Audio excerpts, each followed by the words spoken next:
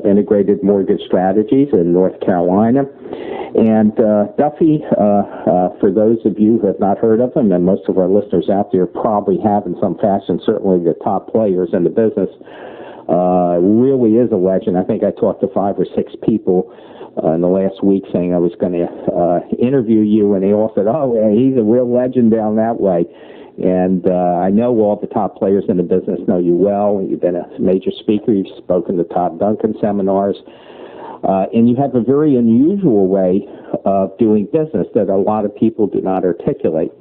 And that is you focus not on volume. You could care less about volume. You care about how much money's going in your pocket. And you work on deals that are unusual, and you make a lot of money. Anyway, and I also know you're very physically intimidating. You're 6'9", and are very unusual, very outspoken. And so I've been looking forward to this, actually, for some time. So why don't I start the thing by just kind of asking you how you ended up in North Carolina and how you got into business, and when did you? Well, I came to North Carolina in 1970 to attend the University of North Carolina.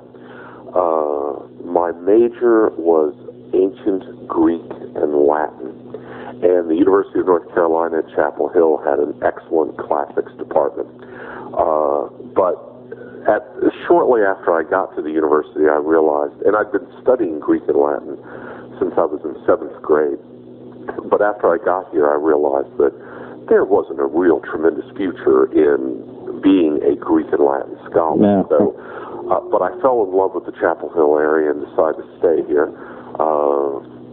Started my own business, which evolved into a company called Universal Printing and Publishing Company, which did printing and publishing. And I did that for about 12 or 13 years, sold it to one of my employees, and frankly did not have any idea what I was going to do next. I had dabbled a little bit in real estate and decided that it seemed like real estate licenses were even more common in this area than driver's licenses. So I went ahead and got a real estate broker's license, and as part of that, the very last segment of before I took my broker's test was real estate finance. And the person acting as the instructor of that finance segment within the first week said, as soon as we're finished, I want to offer you a job working for me as a mortgage broker. And I said, sure, I've got nothing better to do. Maybe that would be a good thing to do. So right after I finished getting my real estate broker's license, I went to work for his firm and that lasted about 6 months. And I told my friends that I had discovered an industry which was a couple of notches below gun running and white slavery. That there was nothing I'd ever found that was so unethical and so despicable as this business. And after 6 months, I resigned my position there and went to work for an old dear friend of mine whose his path and mine had suddenly paralleled, and they crossed at that point. And that was a company called Mortgage Choice, where I stayed for almost exactly 9 years, and then left there, went to a company called Capital Savings, which evolved into integrated strategy. Mm-hmm. I have to tell you, at the end of this, I'm going to give you a test. I'm going to ask you to name, and I want you to get nervous now, I'm going to ask you to name 3 ancient tyrants of Greece. And I really have 3 ancient tyrants in my head, too, so this will be a real test at the end. Anyway, let me just kind of ask you, what do you focus on in your business? I actually don't want to talk too much about your background in this case, because I think you're so unique in your approach to business and what you do that will dispense with some of the formalities of dealing with realtors in the old days and stuff, and kind of get right into it. And the reason, but to be able to preface my remarks, during that first 6 months, I was strongly encouraged to go down the traditional path of seeking out real estate agents and asking them for business. And that was another part of that which just made me cringe.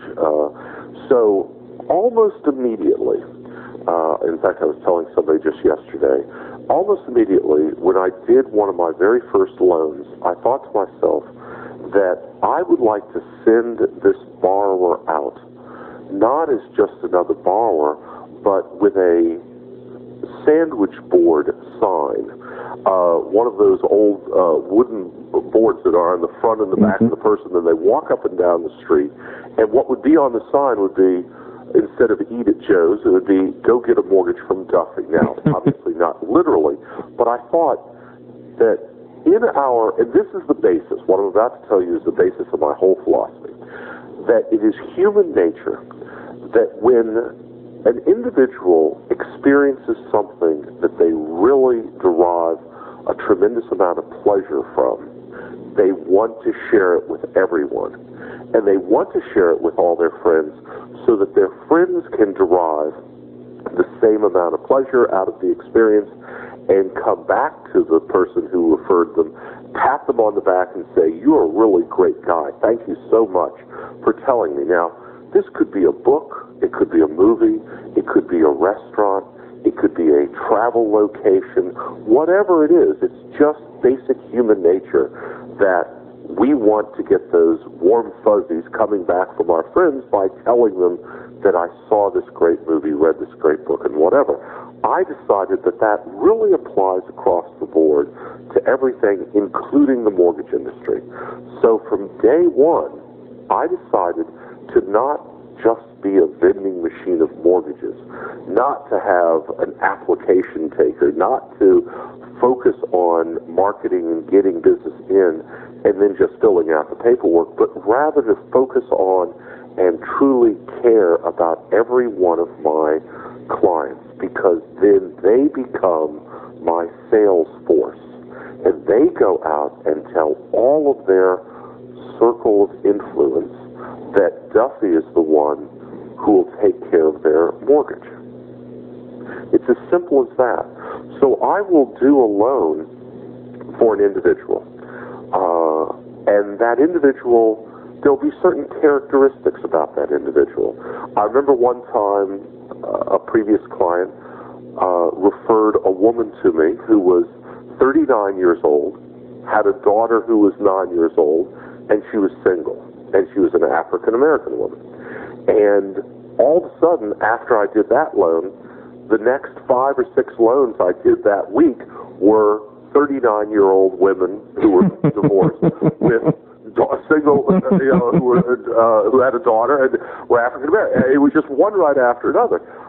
And this has happened over and over again. Sometimes it's more general, that I will do a loan for somebody who works at a particular large company in the Research Triangle Park down here in North Carolina.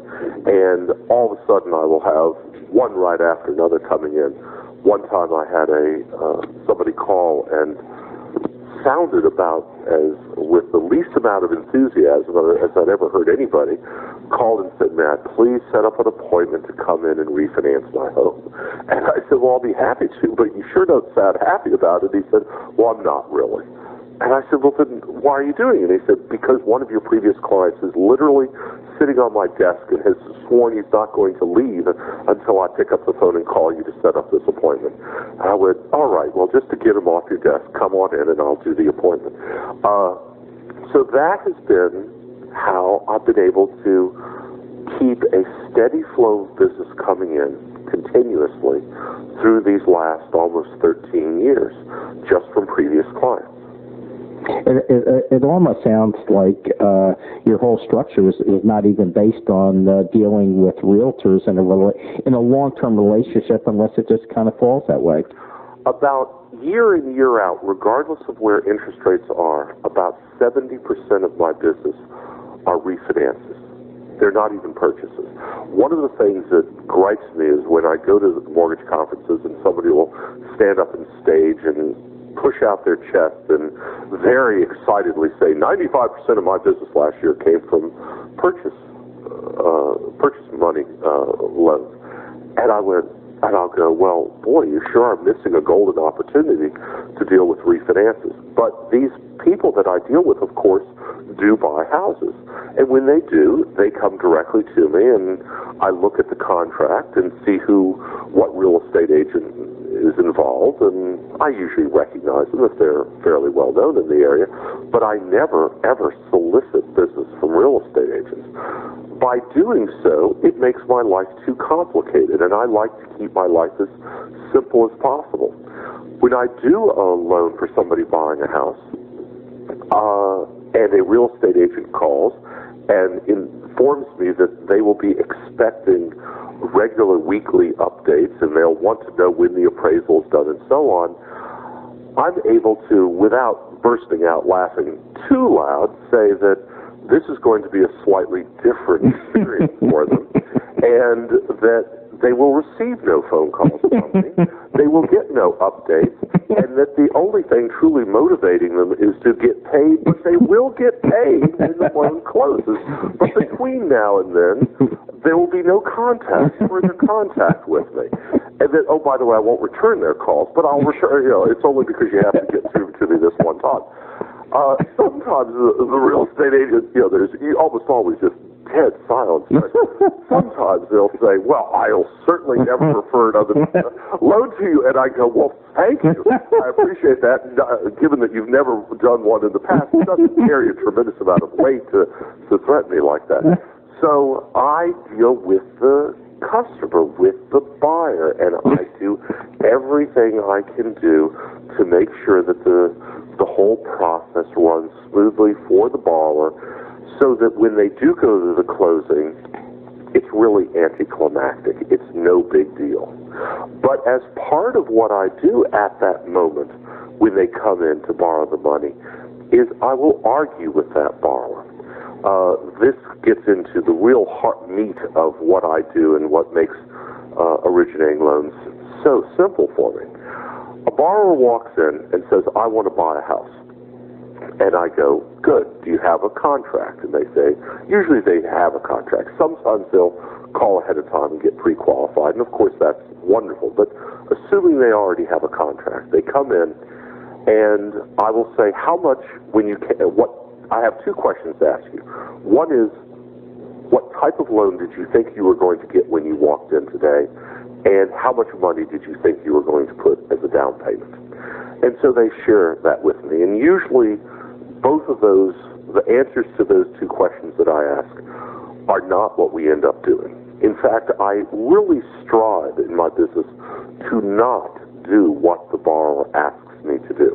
Because if I do, I feel to a certain degree that I really haven't given them anything at all. I've nearly done what they ask. So instead, I do a little analysis. And unless, of course, the loan is an incredibly large loan where it's not possible, as long as the purchase price is below $315,000, then I will strongly encourage the borrower to put only 5% as a down payment, even if they've just sold a house and have plenty of money to put 20% as a down payment. I tell them to put 5% as a down payment and use the other money that they would have put as a down payment to either pay off other debt or to create a house fund. Now, if I were the client, I would say the Duffy House Fund. And I tell them that our goal is to not ever pay off a mortgage. Of course not, unless, of course, you sell the house. But to always maintain the maximum balance that in your financial position with the amount of money you earn each year, you can afford. So I want your monthly payment to always represent 28 or 30% of your gross monthly income. And that we're going to take that, any extra money, and put it over in the house fund. I then recommend that they do either a 3-1 or 5-1 adjustable rate mortgage. And in our market in North Carolina, housing goes up a very steady 6 to 7% per year. Now, that's obviously not the case nationwide, but that's what it is here in North Carolina. Yeah, you're in a hot area. Mm-hmm. I base it on that. So that means 3 to 5 years from now, your house will have gone up in value sufficiently so that what you then owe on the house will represent 80% of the then appraised value.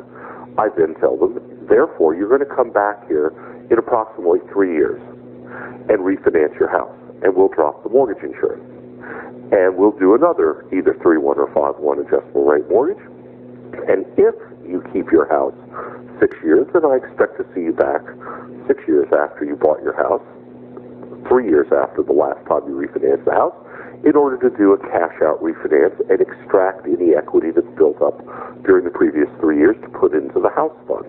And I'll continue to see you every 3 to 5 years. And I tell them 3 to 5 because obviously if interest rates happen to be high 3 years later, I don't want them to necessarily rush in. Well, we can wait another 6 months or a year for them to come back in.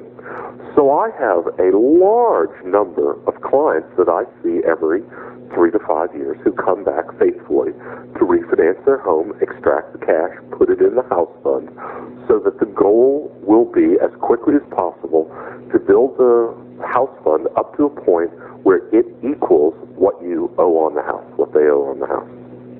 At which point I tell them they can throw a party and pretend that they're burning the mortgage, and they can pretend that they just paid off the entire mortgage. But of course they won't, because the house fund's been growing at a pace faster than the interest that I've been charging them on the mortgage, and they haven't given up their only tax deduction. This sounds like you're creating the ultimate annuity income, which of course the only flaw I see in this whole argument is that someday you're going to be on the wrong side of the grass and they'll have no place to go. What do you mean? No, someday when you terminate out of this world. Well, but luckily, that's one reason I was very enthusiastic about doing this interview with you, because I'm convinced that I have nothing to hide or hold back. This is what I do is not a secret. I share this with anyone who would like to hear about it within our profession. And that's why I give talks around the United States about this. Very few people have the nerve to follow my advice. Most loan officers, unfortunately, focus their attention on marketing and are convinced that once the borrower crosses the threshold and walks into their office, that they've accomplished their job, and that it is at that point that they merely fill out the paperwork, get the signatures, and send the borrower on their way. That's why I never do 30-year fixed-rate mortgages, because to me, that is effectively saying to that borrower that it's been a pleasure doing business with you, and I never expect to lay eyes on you again for the rest of our lives. So I cannot fathom why a person, because after nearly 13 years, I'm still waiting to meet one person. Meet them. I've never done a loan for anybody, obviously, but I haven't even met a person who bought a house 30 years ago and made 360 payments on it and paid it off. I've never met that person. And if I do, I'm going to call them an idiot, because they should have refinanced the home, taken the money out, paid off their debts, invested the money, and become fantastically wealthy. But I haven't met that person yet. So I don't do 30-year fixed-rate loans. I keep doing these 3-1 or 5-1 adjustable rate mortgages. My favorite ones, by the way, are those amortized over 40 years, because I don't believe in paying, obviously, a penny towards principal. I even have one lender for my jumbo loans, for those over the $300,000, that they'll do interest only for the first 10 years. That's my dream come true loan, amortized over infinity. I want to help the clients build up their house fund. I have a nurse who came in last May, who I had done loans for. I'd lost count how many loans I'd done for her, not only on her primary residence, but she had been buying rental properties with her husband. She was a nurse. She is a nurse. He is a school teacher. So between the two of them, they have a perfectly adequate income, but certainly not fantastically wealthy. And so as she sat across from me, I said, well, you know the drill. I'm going to need to know what your assets are, what your liabilities are, and so on. And she just slid a piece of paper across the table and said, yep, that's everything you were going to ask me. I've done this enough times. And I glanced down, and of course it had the list of all her accounts with all the account numbers, and she had a nice little pile of the copies of the last 3 months' bank statements, etc. And she had a pile of leases for the rental properties we'd done for her, and she had a list of every mortgage, and she had nothing but mortgages, which I'd done for her, no credit card debt, no car loans, of course, and all the account numbers, monthly payments, balances, and so on. It was a dream come true. In fact, recently I did another loan for her, and she took a copy of her last 1003 and just edited it so that I wouldn't even have to fill out the application this time. But when she did that last May and handed it over, I glanced down, and her net worth was $996,000. And she said she was kind of perturbed that she had missed it, the million by that. Yeah. It was that close. And now it's well over $1 million because she's purchased another. Since May, she's purchased 3. I refinanced her primary residence. Of course. And she's done 3 more rental properties. So her financial statement shows half of her assets in mutual funds and stocks and so on, and half in the equity in, I think she's up to 6 rental properties now. But with mortgages on her primary residence, which is now financed 100%, and then all the mortgages on the rental properties. So she's following my guidelines to a T. What's kind of interesting about this, to actually turn serious for a moment, is that I see this, for those listeners out there, and I'm sure they perceive the same thing, but this is a rather interesting take on something like a geometric versus arithmetic expansion mathematically, where you in reality are taking one person, getting them into your fold to such a degree that they're out there talking to 2 other people, and those 2 are then talking to 2 more, and literally. As a matter of fact, just yesterday, I was trying to explain this to a colleague, and I said, actually, even an easier way to look at it is, this is the ultimate multi-level marketing program. Absolutely. That when somebody makes a presentation, whether it's selling soap or vitamin supplements or whatever, one of the things about what I affectionately refer to as multi-level marketing scams is that someday you will have developed a downline where you can just kick back and not have to work. I have done that, and I did it immediately by doing exactly what you've described. Not only does the same client come back to me over and over again, but they tell their friends who tell their friends who tell their friends. And my approach, as I take this to even a greater extreme here, is that I do not send junk mail to my previous clients. I never write them. I never call them. I never pester them. Any more than if you went to a fine, I know you live in the Washington, D.C. area. Yeah. So if you went to the finest restaurant in the Washington, D.C. area and had a meal, that restaurant never sends you a thank you note or a letter soliciting your business. They never advertise on the radio or in the newspaper. They stand by the quality of service that they have given you and assume that not only will you come back, but that you'll tell your friends what a great meal you had, to the extent that the only way you're going to get back in there, even though you've eaten there before, is by making a reservation well in advance. That's my philosophy. That's a great metaphor. I mean, really, that's a great metaphor. And therefore, I spend 0 time marketing, 0 money on ads and so on. I do underwrite public radio because I'm a great believer in public radio, and I love public radio, so as long as I'm making donations to them anyway, they might as well thank me for my contribution. So I get a little bit there, and many of my clients listen to public radio and will say thank you for underwriting it, but that's not why they're there. They're there because my previous clients have called them. So my approach has always been that who came up with this crazy idea of working 40 hours a week? In our business, we don't need to work 40 hours. I never work weekends. I never work evenings. When somebody calls and says that they work Monday through Friday, 9 to 5, and that would I be willing to meet with them in the evening or on the weekends, I respond with, we have something in common. I work Monday through Friday also. Therefore, because this is such an important event in your life, I'm sure that it's at least as important as getting your teeth cleaned or going to your doctor for a physical or whatever. So I'm sure you can make time in your busy day to come in. I also never go to the client. Of course, I never go to a real estate office. I'm concerned about what I might pick up. So I am there in my office waiting. Now, my dream day, therefore, is quite simple. Arrive at the office, wait for the phone to ring once. That call is someone calling to set up an appointment for a mortgage. I spend time talking to the person, telling them what they'll need to bring in, laying the groundwork for the kind of information I'm going to be conveying to them, but they usually say, oh yes, all my friends who've used you have already told me what to anticipate. I go, great. And then set the appointment at my convenience, and they will come in the next day with all their papers ready to go. Then I'm done. Oh, no. And then I wait.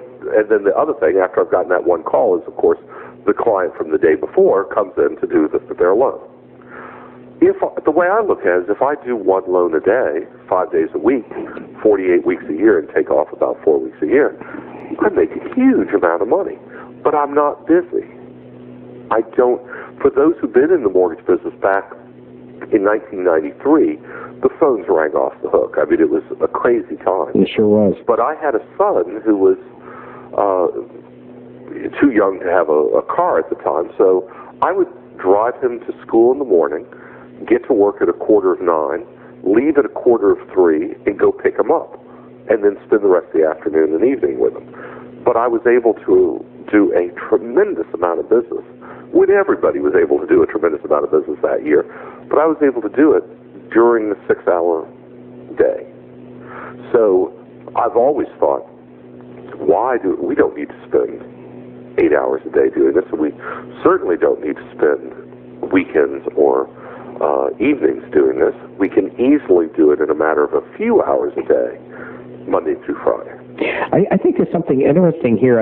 It's tangential, but I'd like to kind of weave it in for you, and that is the issue of pricing. I strongly suspect that pricing plays has nothing to do with anything in this business. My dream situation is after sitting with that client, and I spend approximately an hour and a half in the office with each client, that I do explain that they are getting a loan that is going to be fixed for 3 to 5 years. And I keep saying 3 to 5 years. It really depends upon the market.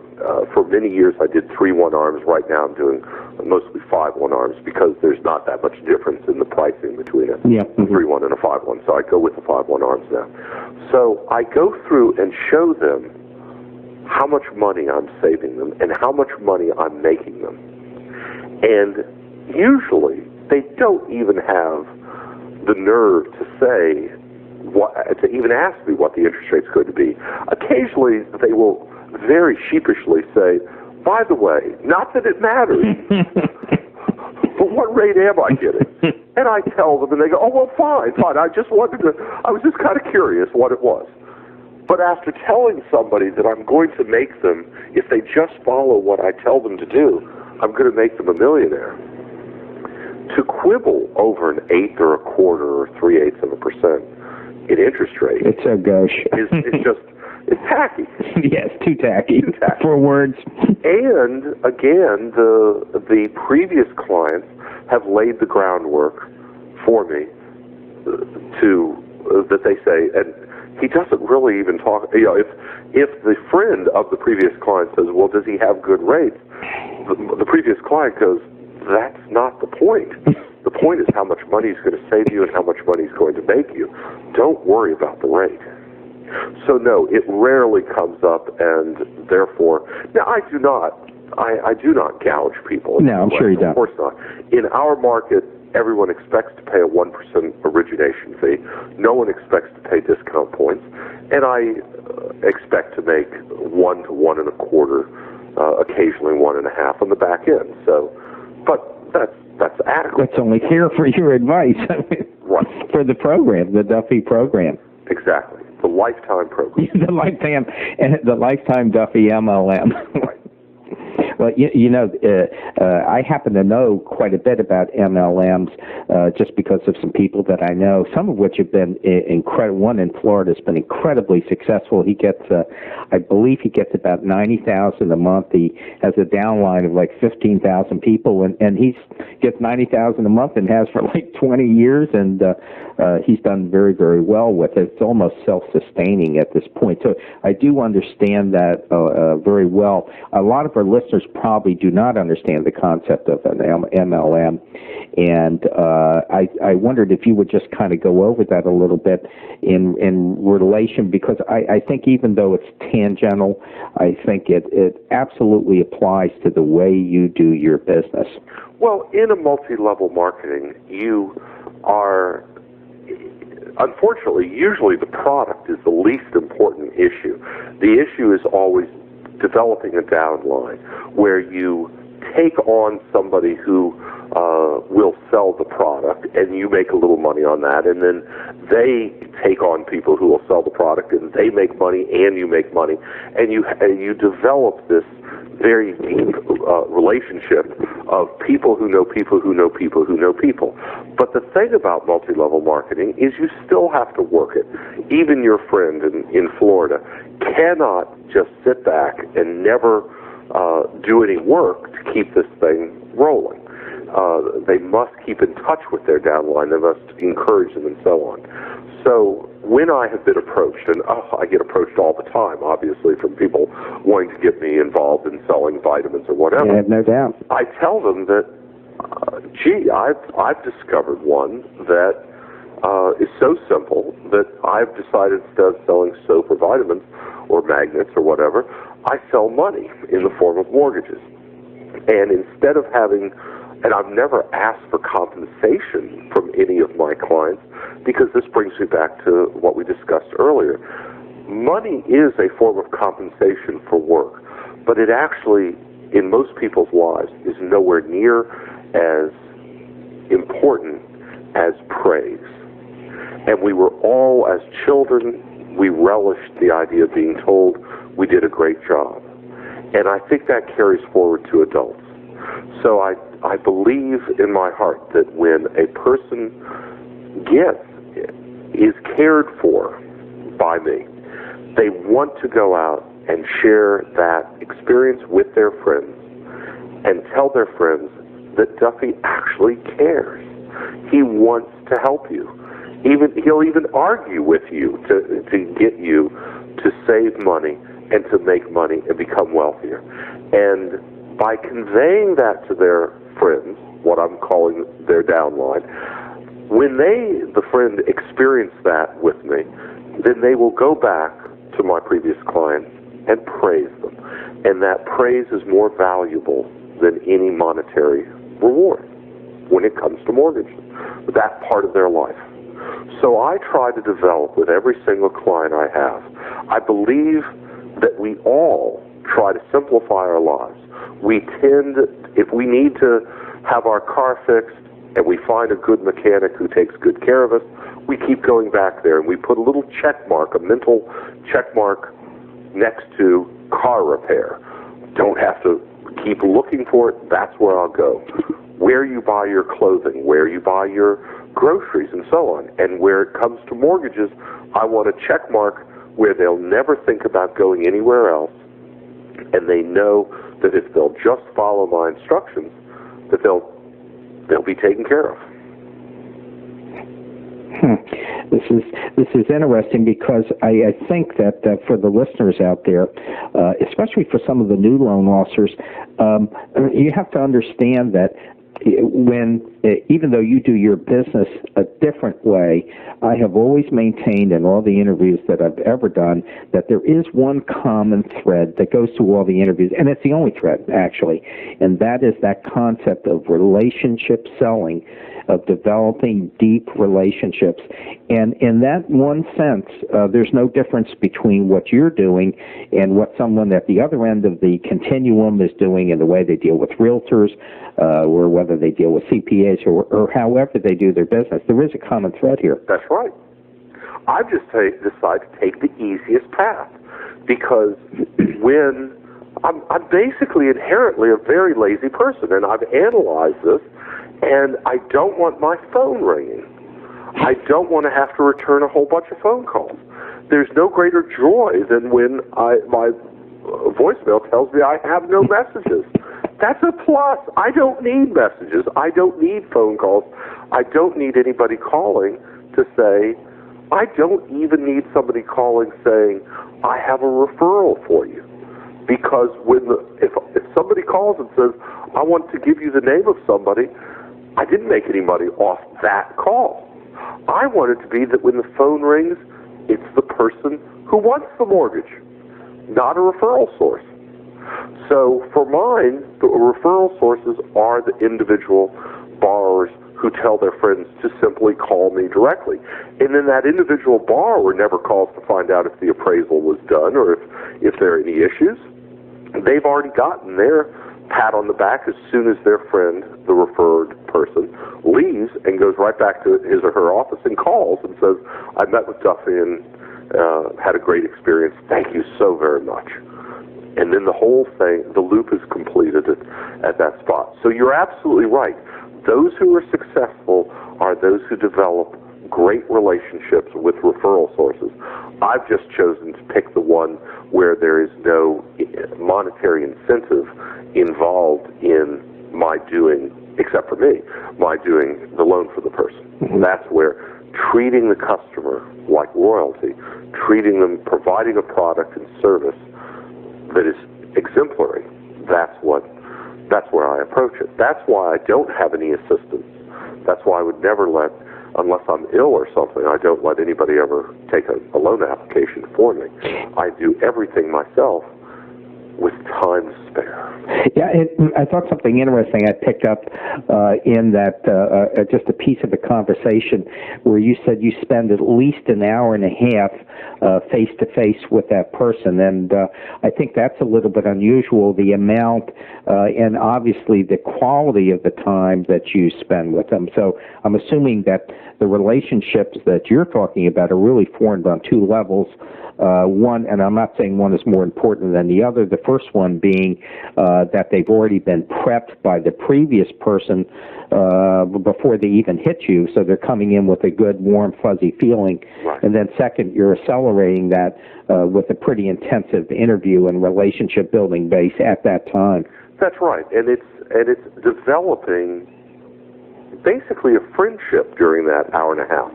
I've done some studying for, I'm sure many of the listeners have heard of neuro-linguistics programming, NLP, and the philosophy there is that everyone's broken down into, they process data either in a visual way, an auditory way, or what I call a touchy-feely way, which is they refer to as kinesthetic way. And it's incredibly easy to determine which category each client falls into. So as I meet with the client, I determine that. I start using terms that they feel comfortable with. I go on to find out what their personal interests are. Have they traveled? What are their interests? And I find out things about them as an individual. So part of the hour and a half, probably 45 minutes to an hour of it, is getting to know this person on a fairly intimate basis so that I really understand who they are, where they're coming from, what their fears and concerns are, and then I incorporate that understanding of who they are into sympathizing and empathizing with them as to what their approach towards wealth building, debt, finances, and so on are. And then we move into actually filling out the paperwork, getting it signed, and wrapping the whole thing up in an hour and a half. Well, you know, this has parallels in B.F. Skinner, of course, in his famous hierarchy of needs, where self-actualization is literally at the very top of the pyramid, where they want to feel good and about themselves and what they do, and I find that has a lot of parallels there. I consider, to a degree, what we do, what all salesmen do for a living, is really a theatrical performance, but mine is created on an individual basis for each borrower. And there is no greater, whether I'm dealing with an individual or a couple, there is no greater, to me, my standing ovation is when I get up and extend my hand to thank them for taking time out of their busy day to meet with me, than for them to throw their arms around me and thank me profusely for what I've just done. And I know I have done my job well if I have drawn that level of an emotional response from the client. Anything less than that, to a certain degree, I go, I could have done an even better job here. But I want each person to just go out on cloud nine, feeling like this was a truly, practically spiritual event that they just had. And that approach, to me, is so different than what kind of mortgage do you want? A 30-year fixed? Okay, let's start filling out the paperwork. Let me explain what a good faith estimate is, a truth in lending statement, and I'll fill out the 1003, and you'll sign the papers, and then you'll get out of my office, never to darken my door again. That is not that far out of line from the way most loan officers approach dealing with their customers. Even if they don't do it, and I want to interrupt here, even if they don't do it consciously, if I can kind of read into your words that with a lot of loan officers, it's not a conscious decision that they're doing it, but by their actions and the way they're behaving and the types of loans they put them in this whole conglomeration, that's the effect of really what they're doing. Exactly. When a borrower walks in, again, another example, borrower was referred to me by a bank who couldn't figure out how to do the loan. The borrower simply wanted to buy a beach house, but the property was located in an area that was designated as being, if the house ever sustained more than 50% damage, you couldn't rebuild the house. Sure. And so, understandably, the bank said, we can't do this loan. We're not going to loan money on a piece of property like that. So the borrower called, quite frustrated. And by the way, another thing, I return phone calls immediately. That is critical. There's nothing worse than showing your disdain for a client by not returning a phone call. So anyway, I called this borrower, explained to him that I was going to take over the loan and that I very much wanted to discuss it with him. And I looked, they'd given me some information, and I looked at it, and the man, and immediately, before I even looked at the application, I thought to myself, well, let me profile. Who buys second homes at the beach? Poor people? I don't think so. First-time home buyers buy second homes? I've never heard of such a thing. Usually somebody who already owns a home. And not a modest home either. Usually a person owns a pretty nice home before they buy a second home at the beach. And lo and behold, the man owned a $600,000 home and owed $225,000 on it.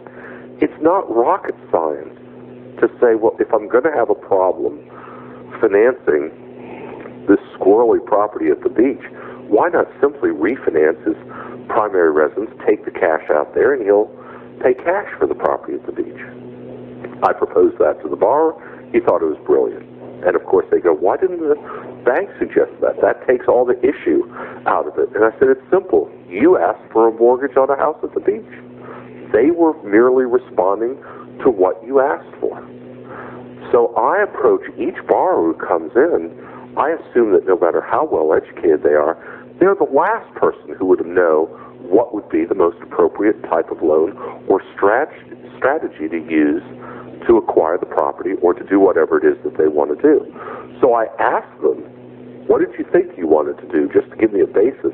And it also usually means if I look in the 180-degree opposite direction, I'll probably find where I'll end up doing the loan, opposite of exactly of what they asked for. When a person walks in and wants to do a 15-year fixed-rate mortgage, I hope by now you can imagine the reaction, the physical. I used to do the same. I have on such a thing. But I honor them by saying, rather than talking about the instrument of a 15-year mortgage, maybe we need to discuss your goals. Could I assume that your goal is to pay off this mortgage in 15 years? And they go, well, yeah, that's why I want a 15-year mortgage. I go, great. Then let's do a loan that will enable you to pay off the mortgage in 10 to 12 years instead of 15 years, but spend exactly the same amount of money. And that's doing a 40-year term loan instead of a 15-year term loan. And I kid with some people that I ought to have a neck brace here because I'm sure I've created some serious whiplash yes. in somebody. But to me, that's my greatest joy when I can take somebody from a 15-year loan, honor what they're trying to accomplish, but do so in a much, much wiser, smarter method.